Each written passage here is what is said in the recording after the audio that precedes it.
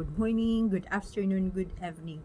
Hello po sa inyong lahat, mga team abroad, team Pilipinas, team seniors, team bahay. Magandang araw sa inyong lahat. Hello! So, ito na nga mga palangga, nakakatuwa dahil grabe, no? So, lumalabas na naman.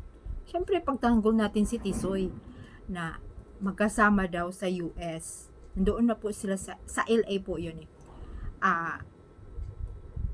Si si Catherine. O, yun ang ang daming lumalabas na kwento. So, siyempre, no? Maaari ba tayong manahimik? Hindi. Alam nyo, mga palangga, nakita ko talaga. O, sino nakakita dyan ng video? Mayroon kasing bagong video. Ewan ko lang ha, kasi pabalik na rin ata sila ni Tisoy. Alam nyo, mga palangga, si Alden lang naman ang tumulak doon sa trolley. Eh, nasaan ba? Wala namang video. Wala naman akong nakitang video na kasama si Kath. Wala. Yun. Mayroon kasi na video, no? Hi, hello, Alden. So, nagtutulak siya. Ito pa, mga palangga. Siyempre, no? Kahit naman siguro, hindi yung asawa ang kasama. Kung may Junakis namang sumama, napakarami kaya ang damit, ang daming kaya nun, bagahe. Oo, kasi kung saglit lang, isang trolley lang, hindi mayroon pang ibang bagahe. Pero wala akong nakita doon na nandoon si Kath. Wala. Kasi mayroon na namang umano nga na mga balita nga na andoon. Pero wala pa naman akong nakitang video. Tapos ito pa, hindi, mayroon talagang nagko-comment sa natin. Ang dami, no? Mga naliligaw na sabing ganun na wag na nga daw natin kasi nga mayroon na nga daw kung si Maine. Tapos hindi nga daw mag-asawa. Ang mag-asawa daw ngayon, tingnan mo, si Alden daw at saka si Kath. Yun sa kanila, yung pinagtatanggol nila na si Kath at saka si Alden. Alam niyo, matagal na yun, diba? Na inamin na hindi, tapos umano yung bang hindi na natuloy yung panliligaw, pero mayroong lumabas noon na nanligaw pa daw noon pa. Ano noon yung unang movie nila? Hello Love Goodbye? Hello Love Goodbye ba yun? Hello Love Again ngayon, di ba? Tapos sila pa noon ni Kath, at tapos si Maine at saka si Alden sumubra pa, di ba? Grabe pa ang noon, hindi pa pinaghiwalay, sila pa yun. Tapos sasabihin nanligaw na si Alden noon. Wala talaga, dahil sa aking vlog talaga sinasabi ko talaga na alam ni Kath na mayroon na mayroon na siyang asawa. Mag-asawa na yun yung nandoon sila sa Hong Kong. Di ba, mga palangga, asawa na yun, mag-asawa na yun. Yung sinasabi nila, anong hindi? Ay, Diyos ko. At, di ba, nabash pa nga noon, kung maalaala nyo, itong si Kakay. Ito, pag-usapan natin si Kakay, di ba, ang aga-aga, halos pumupulupot kasi si Kakay. Yung sa Hong Kong yun. Tapos si Kakay kasi, may video siya na pumupulupot siya kay Tisoy. Diba, nabas pa nga siya noon. Yung una nilang shoot. Tapos, diba, na-chismis, ganun, nabas nga si Kakay noon. Tapos, alam na nila yun.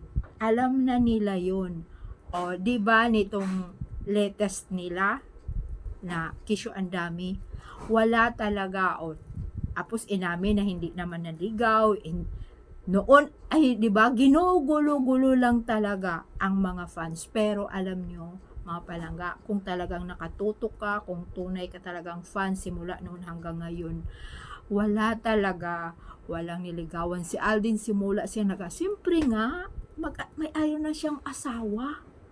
Diba? Paano kaya, diba? Paano kaya siya nagkakaroon ng mga sinishape? Kanino siya sinishape? Hindi naman siya pumapatol. Ito mayroon, hindi ko lang din alam. May bago kasi na nagpa-interview. Bago siguro yung interview na yun. Kasi kay Tony Gonzaga, mayroon pinapatalastas. Hindi ko lang din alam kung yung ano na ba yun or na-interview na talaga si Tisoy, parang bago yun eh. Kasi dumaan sa FYP ko mga palangga. Check natin yun. Kasi mayroon doon na hindi ko lang itinuloy. Ibabalita ko rin yan sa inyo kung ano ang pinag-usapan doon dahil parang sa depression yun. Depression yun. Eh, parang nakapurma doon eh. Si Tisoy eh. Bago siguro yun dahil nga ito na nga nangyari nga sa kanyang buhay na depression. O, ito pa mga palangga. Hayaan natin yung Kasdin at saka Kasdin. Wala talaga yun. Period na yun. Wala talaga silang komunikasyon. Hindi kasama sa LA. Hindi kasama sa LA mga palangga. Diba? Walang Kasdin doon sa LA. Basta yung video na nakita ko, si Alden lang. Ito, mayroon kasing nababasa ko na kaya daw na depressed daw si Alden dahil daw yung 'di ba si Kinchan, mag-friend yan sila kasi siyempre pareho silang GMA or ano may negosyo din si Kinchan, 'di ba? Ang daming negosyo si Kinchan, parang sa oil din ata yun, 'di ba? Mga gasoline station ganon. Eh 'di ba anong nangyari ngayon? Eh 'di ba wala dito siya? Ay nako, mayroong nababasa ako mga palangga, alam nyo, na para daw, mayroon din daw doon pera si Alden, 5M din daw ata. Yan ang nababasa ko mga palangga. So, sabi doon, baka yun din kasi hindi basta-basta ang 5M kung or sinong umutang doon or si Alden ang nag-share doon. O tapos di ba wala na dito si Kinchan, may kaso nga. Tapos nag-share din ata doon si Alden ng 5M or kutsaba sila or sila. Siyempre sa isang negosyo mayroon naman talagang ganun, di ba, na si Alden nagbigay si Alden ng 5M or nangutang si Kinchan ng 5M. Kaya yun na naman ang kwento doon na baka yun din daw ang depressed din daw si Alden. Yung na yun. Kasi 5M hindi basta-basta mo daw kukunin yung pera na yun. O syempre, lalong-lalo na pinaghirapan ni Alden yung pera na yun. Baka rin daw isa yun. Pero hindi naman nagsasalita. Ito lang maganda mga palangga. Hindi nagsasalita si Alden. Na, alam nyo, may lumabas lang. Balita-balita. Ay syempre, nababasa natin, pinapakalat. Pero si Alden tahimik lang. Kaya, yun ang iba, hindi yan talaga, baka yun kaya na-depress si Alden. Baka yung pera na yun na pinautang or sinishare. Hindi natin alam kung nanghiram sa kanya yung pera, si Ken, or nag-share siya doon sa sa negosyo na yun, nakipag-share siya. Kasi ang daming naghahanap ngayon or talagang may kaso si Kinchan. Kaya thank you so much mga palangga. Yan lang po ang ating balita. Bye!